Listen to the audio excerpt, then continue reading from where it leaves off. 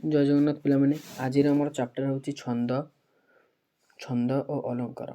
छंद अलंकार विषय बुझा पूर्व में जाना छंद अलंकार कहीं दरकार आमको। छंद अलंकार हूँ आमर व्याकरण गोटे मुख्य भाग जहाँद्वारा कि आम मैंने गोटे रचना को निर्दिष्ट शैली व रचना लिखि था।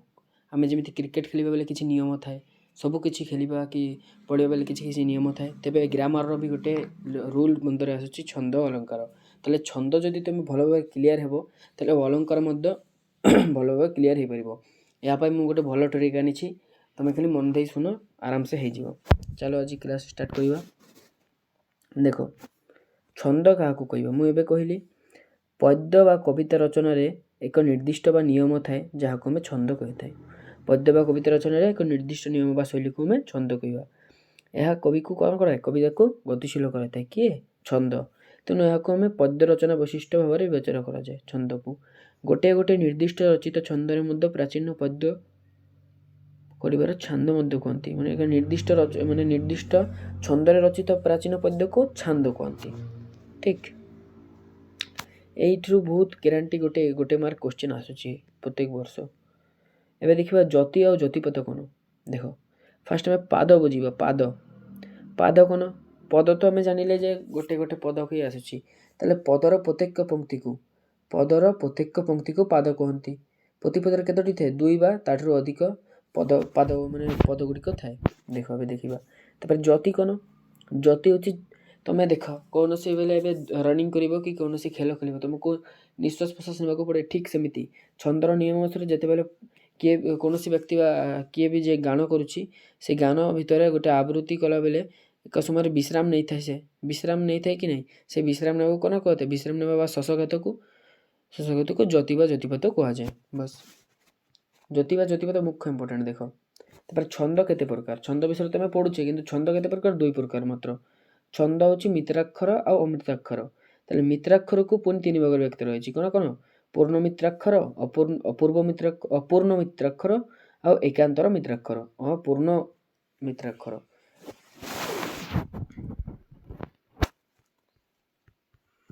तापरे आमर देख केतोटी छंद अच्छी केतोटी आमर छंद टोटाल 60 टी अच्छी। ता भीतर गोटे है कौन दांडीवृत्त बा छंद कही था। जमी तुम भीमंक सिंहन दरोड़ी भी आमर यही दांडीवृत्त बा छंद लिखित।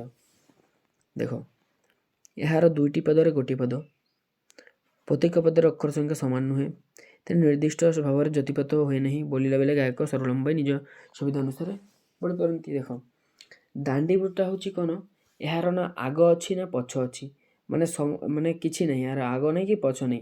माने जी गान करुच्ची कि नहीं से जिते सरलम्बाई तार निज अनुसार से विश्राम नहीं पार तेरे ऑब्वियसली तार कौन जतिपात ही नहीं ना यार जतिपात अच्छी ना यार किसी अच्छी किसी नहीं यार एटा बेकार किंतु क्वेश्चन आसो। देख यार सर्ट ट्रिक मुझे कहूँ दांडीवृत्त तापर तुम बंगलाश्री दांडीवृत्त तापर कौन भीम कौन विवास केदार तापर भागवत बाणी तापर बंगलाश्री रामकेरी ये सब अच्छी दुई पदर गोटे पद। किंतु एमती दुईटा खाली छंद अच्छी जो छंदर के चारि पदर गोटे पद। गोटे है चोखी आ गोटे शंकराभरण। ताले ये मन रहीगला दुईटी पदर गोटे पद।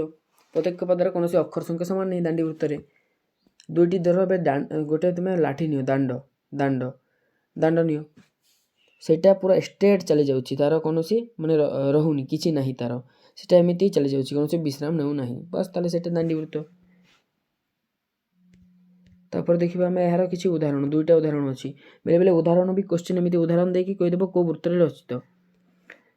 सेतु एथु अनंतर एथि अनंतर द्रोणे विद्यापुत्र ने हकाली बाबू तुमे जंत्र रे मृगय वन हेली। एमती गोटे अच्छी एटा सारल महाभारत लिखा अच्छी। एठी देख 1 2 3 4 5 6 7 8 9 10 11 12 13 14 15 ये 15टा अक्षर अच्छी। देखला ये 15टा 1 2 3 4 5 6 7 8 9 10 11 12 13 14टा ये कहते 14टा कौन सामान अच्छी अक्षर सामान नहीं ना निर्दिष्ट जतिपत होची ना अक्षर सामान अच्छी किसी होनी। देखिले तापर आउ गोटे एमती एथु अनंतर एटा भी सही हमर अच्छी से जाऊँगी। तापर आम कौन नेक्स्ट छंद भागवत बाणी बा गुज्जरी। भागवत बाणी बा गुज्जरी एटा को मन रखा मुझे गोटे सर्ट ट्रिक कहूँ। कौन सर्ट ट्रिक देख ଗୁଜରୀ ନାମକ ଜଣେ ପିଲା ଥିଲା। ଠିକ୍, ଗୁଜରୀ ନାମକ ଜଣେ ପିଲା ଥିଲା, ତାର ମାନେ ଭାଗ ହେଉନଥିଲା, ମାନେ ଡିଭାଇଡ଼ ଯେଇଟା ଭାଗ ହେଉନଥିଲା। ତାହେଲେ ସେ କ'ଣ କଲା, ଦୁଇପଦ ଭାଗବତ ଗାଇଦେଲା। ଗୁଜରୀ ଯେ ପିଲାଟା ଥିଲା ସେ ଦୁଇପଦ ଭାଗବତ ଗାଇଦେଲା। ସେ ଦୁଇପଦ ଭାଗବତ ଗାଇଦେବାରୁ କ'ଣ ହେଲା, ସେ ତୃତୀୟରେ ବୃତ୍ତି ପାଇଲା, ପଞ୍ଚମରେ ବୃତ୍ତି ପାଇଲା ଓ ନବମରେ ନବୋଦୟ ପାସ୍ କଲା। ନବମରେ ଯେହେତୁ ସେ ନବୋଦୟ ପାସ୍ କଲା ଲାଷ୍ଟ କ୍ଲାସ୍, ତେଣୁ ସେଠାରୁ ମାନେ ଭାଗବତ ବା ଗୁଜରୀକୁ ଆମେ ନବାକ୍ଷରୀ ଛନ୍ଦ ମଧ୍ୟ କହିଥାଉ। କେତେ ଇଜି ଦେଖ, ମୁଁ ଏବେ ଦେଖାଉଛି, ଏଠି ସେଇଟା ଲେଖା ହେଉଛି କବି ଜଗନ୍ନାଥ ଦାସର ରଚିତ ଭାଗବତ ଏଥିରେ ଲେଖା ହେଉଛି। ଭାଗବତ ମାନେ ବା ଗୁଜରୀ ଭାଗବତ ନାଁରୁ ବୁଝା ଯାଉଛି। ଦୁଇ ପଦରେ ଗୋଟିଏ ପଦ ମୁଁ କହିଥିଲି, ମାନେ କ'ଣ, ଭାଗବତ ମାନେ ଗୁଜରୀ କ'ଣ ତାର ଭାଗ ହେଉନଥିଲା, ସେ ଦୁଇ ପଦ ଭାଗ ଗାଇଲା। କେତେ, ଦୁଇ ପଦ ଭାଗ ଗାଇଦେବାରୁ ତାର ହେଲା ଦୁଇ ପଦ ଭାଗବତ ଗାଇଲା। ପ୍ରତିପଦର ଅକ୍ଷର ସଂଖ୍ୟା କେତେ, 9। କେତେ, 9। ଏଟା 9 ହେବ। ପ୍ରତିପଦର ଅକ୍ଷର ସଂଖ୍ୟା 9, ତେଣୁ ଏହାକୁ କ'ଣ କୁହାଯାଏ, ନବାକ୍ଷରୀ ବୃତ୍ତ ବା ନବାକ୍ଷରୀ ଛନ୍ଦ। ମୁଁ କହିଥିଲି ତୃତୀୟ ପଞ୍ଚମ ଶେଷରେ ବୃତ୍ତି ପାଇଲା, ଏହାର ଅର୍ଥାତ୍ କ'ଣ ଦେଖ, ମୁଁ କେଉଁନ କହିଥିଲି, ଫାଷ୍ଟ ଆଉ ଥରେ କହୁଛି। ଭାଗବତ ଗୁଜରୀ ନାମକ ଜଣେ ପିଲା ଥିଲା, ତାର ଭାଗ ହେଉନଥିଲା। ସେ ଦୁଇ ପଦ ଭାଗବତ ଗାଇଦେବାରୁ ତୃତୀୟରେ ବୃତ୍ତି ପାଇଲା, ପଞ୍ଚମରେ ବୃତ୍ତି ପାଇଲା ଓ ନବମରେ ନବୋଦୟ ପାସ୍ କଲା। ନବମ ମାନେ ଶେଷ, ନବମରେ ଜ୍ୟୋତିପାତ ହେଲା। ତାହେଲେ କ'ଣ, ମୁଁ ଯେଟା କହିଲି ତୃତୀୟ ପଞ୍ଚମ ଶେଷ କଥା, ସେଠିରେ ଜ୍ୟୋତିପାତ ହେଲା, କିନ୍ତୁ ପ୍ରତିପଦର ଅକ୍ଷର ସଂଖ୍ୟା କେତେ, 9। ପ୍ରତିପଦର ଅକ୍ଷର ସଂଖ୍ୟା 9, ତେଣୁ ନବାକ୍ଷରୀ ଛନ୍ଦ ବି କହିବା। ଭାଗବତ ବାଣୀ ବା ଗୁଜରୀକୁ ଆମେ ଭାଗବତ ବାଣୀ ବି କହିପାରିବା, ଗୁଜରୀ ବି କହିପାରିବା ଆଉ ନବାକ୍ଷରୀ ଛନ୍ଦ ମଧ୍ୟ କହିପାରିବା। ତାହେଲେ ଦେଖିବା ଏହାର ପ୍ରତିପଦ ଅକ୍ଷର ସଂଖ୍ୟା 9 ହେଉଛି କି ନାହିଁ, ଏଠି ଦେଖିବା। ଦେଖ, ପ୍ରାଣୀର ଏମିତି କ୍ୱେଶ୍ଚନ୍ ଦେଇ ପଚାରିଦେବ କି ଏଇଟା କେଉଁ ଛନ୍ଦରେ ରଚିତ, ଆସିଯାଇପାରେ ମେ ବି। ପ୍ରାଣୀର ଭଲ ମନ୍ଦ ମାନି, ମରଣ କାଲେ ତାହା ଜାନି। ପ୍ରାଣୀ, ପ୍ରା ଗୋଟେ, 1 2 3 ନମ୍ବରରେ ଦେଖ ଏଠି ଗୋଟେ ଚିହ୍ନ ଲାଗିଛି, କାହିଁକି, ତୃତୀୟରେ ପଞ୍ଚମରେ ଆଉ ନବମରେ ମୁଁ କହିଥିଲି ଜ୍ୟୋତିପାତ ହେବ। ପ୍ରାଣୀର ଭଲ ମନ୍ଦ ବାନି, ମରଣ କାଲେ ତାହା ଜାନି। ପ୍ରାଣୀର 1 2 3 3ଟା ଅକ୍ଷର, 4 5 5ଟା ଅକ୍ଷର, 6 7 8 9 9ଟା ଅକ୍ଷର ଅଛି କି ନାହିଁ ଟୋଟାଲ୍। ତାହେଲେ କ'ଣ କହିଥିଲି, ପ୍ରତିପଦର ଅକ୍ଷର ସଂଖ୍ୟା 9, ତାହେଲେ 9 ଥିଲେ କ'ଣ, ନବାକ୍ଷରୀ ଛନ୍ଦ ମଧ୍ୟ ଆମେ କହିପାରିବା। ମରଣ, ମ ର ନ 3ଟା ଅକ୍ଷର, କା 4ଟା, ଲେ 5ଟା, ତା 6ଟା, ହା 7ଟା, ଯା 8ଟା, ନି 9ଟା। ତାହେଲେ ମରଣ କାଲେ ତାହା ଜାନି, ଏଠି ବି 9ଟା ଅକ୍ଷର ଅଛି। ତାହେଲେ ପ୍ରତିପଦର ଅକ୍ଷର ସଂଖ୍ୟା 9 ହେଇଥିବାରୁ ଆମେ ଭାଗବତ ବାଣୀ ବା ଗୁଜରୀକୁ ନବାକ୍ଷରୀ ଛନ୍ଦ ମଧ୍ୟ କହିପାରିବା। ବାସ୍, ତେବେ ଆମେ ଏବେ କ'ଣ ଦେଖିବା, ନଟ ବାଣିବା ବିଭାସ କେଦାର। ନଟ ବାଣିବା ବିଭାସ କେଦାର, ଏଇ ମୁଁ କହିଥିଲି ନଟ ବାଣିବା ବିଭାସ କେଦାର ମଧ୍ୟ ଦୁଇ ପଦରେ ଗୋଟିଏ ପଦ। ତାହେଲେ କେଉଁ କୋଡ଼ରେ ଦେଖିଲେ, ଆମେ ଫାଷ୍ଟ ତ ଦାଣ୍ଡି ବୃତ୍ତରେ କିଛି ନାହିଁ, ସେଇଟା ୟୁଜଲେସ୍। ତାହେଲେ ଆମେ ଭାଗବତ ବାଣୀରେ ବି ଦେଖିଥିଲେ, ଏବେ ନଟ ବାଣିବା ବିଭାସ କେଦାର ବି ଦେଖିବା। ତାହେଲେ ଏହାକୁ ପଢ଼ିବା ପୂର୍ବରୁ ମୁଁ କହିଥିଲି ଟ୍ରିକ୍ରେ ପଢ଼ିବା। ଫାଷ୍ଟ କଥା ମୁଁ ବ୍ୟାକରଣ ଟ୍ରିକ୍ରେ ପଢ଼ାଇବି, ଠିକ୍ ଅଛି ପିଲେ। ଦେଖ, ତୁମ ମଧ୍ୟରେ ମଧ୍ୟ ବେଷ୍ଟ ଫ୍ରେଣ୍ଡ ରହୁଛି, ତାହେଲେ ନଟ ଆଉ ବିଭାସ ମଧ୍ୟ ଦୁଇଟା ଫ୍ରେଣ୍ଡ ଥିଲେ, ଦୁଇଜଣ ଫ୍ରେଣ୍ଡ ଥିଲେ। ତାହେଲେ ନଟ ବିଭାସ ଦୁଇଜଣ ଫ୍ରେଣ୍ଡ ଥିଲେ। ତାହେଲେ ନଟ ବିଭାସର 10th ପରୀକ୍ଷା ଶେଷ ହେଲା। ସେମାନେ କହୁଛୁ ବହୁତ ଦିନ ଭାଇ ବୁଲିବାକୁ ଯାଇନି କେଉଁଠି ବି, ଚାଲ ଆଜି ବୁଲିଯିବା। ତାହେଲେ ନଟ ବିଭାସ କହିଲେ ଚାଲ ଚିଲିକା ପଳେଇବା, ଚିଲିକା ପଳେଇବା। ତାହେଲେ କହିଲେ ଠିକ୍ ଅଛି। ତାହେଲେ ନଟ କହିଲା ଚିଲିକା ତ 12 କିଲୋମିଟର। କେତେ କିଲୋମିଟର କହିଲେ, 12 କିଲୋମିଟର। 12 କିଲୋମିଟର, ଚିଲିକା ହେଉଛି 12 କିଲୋମିଟର। ତାହେଲେ ନଟ କହୁଛି ତୁ ମୋତେ 3 କିଲୋମିଟର ପିଠିରେ ଉଠେଇକି ନେବୁ।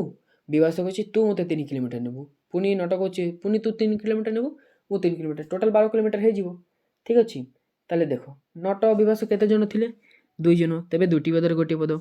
ପ୍ରତିପଦର ଅକ୍ଷର ସଂଖ୍ୟା କେତେ, 12। କାହିଁକି, ଚିଲିକା କେତେ କିଲୋମିଟର ଥିଲା, ଚିଲିକା ଥିଲା ଆମର କେତେ, 12 କିଲୋମିଟର ଥିଲା ଚିଲିକା। ତାହେଲେ 2 ଜଣଙ୍କ ଭିତରେ କ'ଣ ଚୁକ୍ତି ହେଲା, ଯେ ନଟ ତୁ 3 କିଲୋମିଟର ନେବୁ, ବିଭାସ ମୁଁ 3 କିଲୋମିଟର ନେବି। ତାହେଲେ ଫାଷ୍ଟ କଦମ 3 କିଲୋମିଟର, ମୁଁ ଜ୍ୟୋତିପାତ କଥା କହୁଛି ଏଇଟା। ତୃତୀୟ 3 କିଲୋମିଟର ନେଲା, ଆଉ 3 କିଲୋମିଟର ନେଲା, ମାନେ 3 3 6 କିଲୋମିଟର, ଆଉ 3 କିଲୋମିଟର ନଟ ନେଲା, 9 କିଲୋମିଟର। ନବମ, ଏଇଟା ନବମ ହେବ। ଆଉ 3 କିଲୋମିଟର ମାନେ ଶେଷ, ମାନେ 12 ଶେଷ ମାନେ 12। ତାହେଲେ ମାନେ ଶେଷ ହେଲା କି ନାହିଁ, ଜ୍ୟୋତିପାତ ହେଲା। ତାହେଲେ ତୃତୀୟ, ଷଷ୍ଠ, ନବମ ଆଉ ଶେଷ ମାନେ 12, ମାନେ 3 3 କରିକି ବଢ଼ିଲା। ତାହେଲେ ଇଜି ଟ୍ରିକ୍ ଏଟା, ବଳେ ଜ୍ୟୋତିପାତ ହୁଏ। ନଟ ବାଣୀ ବିଭାସ କେଦାର ଖତମ ହେଲା। ଏହାର ଗୋଟେ ଆମର ଏଠି ଆମର ଅଛି, ଉତ୍କଳ କମଳା ବିଳାସ ଦୀର୍ଘିକା, ମରାଳ ମାଳିନୀ ନୀଲାମ୍ବୁ ଚିଲିକା। ଏଇଟା ତମର ଅନୁପ୍ରାସର ମଧ୍ୟ ଆସିବ ଅଲଙ୍କାରରେ। ତାହେଲେ ତୁମେ ଯଦି ଛନ୍ଦ ଭଲ ଭାବରେ ବୁଝିଯିବ ଅଳଙ୍କାର ମଧ୍ୟ ଇଜି ହେଇଯିବ। ଏଇଟା ସମସ୍ତ ପିଲାଙ୍କ ଡାଉଟ୍ ରହୁଛି ମୁଖସ୍ଥ ହେଉନି। କାହିଁକି ମୁଖସ୍ଥ ହେଉନି? ହେବ ଦେଖ, ଉତ୍କଳ କମଳା ବିଳାସ ଦୀର୍ଘିକା ମରାଳ ମାଲିନୀ ନୀଲାମ୍ବୁ ଚିଲିକା। ଚିଲିକା ଆସୁଛି, ଚିଲିକା ଦେଖିଲେ ମାନେ କୋଶ୍ଚିନ୍ରେ ଯଦି ଛନ୍ଦ କଥା ପଚାରିଛି ଲେଖିଦେବ ଆଖି ବନ୍ଦ କରି ନଟ ମାନିବା ବିବାସ କେଦର, ବାସ୍ ଖତମ। କାହିଁକି ନଟ ବିବାସ ଦୁଇ ଜଣ ଭାଇ ମାନେ ବନ୍ଧୁ ଥିଲେ। ସେମାନେ ବହୁତ ଦିନ ହେଲା କେଉଁଠି ବୁଲିବାକୁ ଯାଇନି। ଚିଲିକା 12 କିଲୋମିଟର ଥିଲା। ତେବେ ସେମାନଙ୍କ ଭିତରେ ଚୁକ୍ତି ହେଲା, ଦୁଇ ଜଣ ଭିତରେ, ଦୁଇ ଜଣ ତୁ 3 କିଲୋମିଟର ମୁଁ 3 କିଲୋମିଟର ଏମିତି ନେଇକି ଗଲେ ବାସ୍। ତେବେ ଏଇଟା ଉତ୍କଳ କମଳା ବିଳାସ ଦୀର୍ଘିକା। ଦେଖ 1 2 3 4 5 6 7 8 9 10 11 12, 1 2 3 4 5 6 7 8 9 10 11 12, ପ୍ରତିପାଦର ଅକ୍ଷର ସଂଖ୍ୟା 12, ଆମେ ପଢ଼ିଥିଲେ 12, ବାସ୍ ଏମିତି ହେଇଯିବ ମୋର।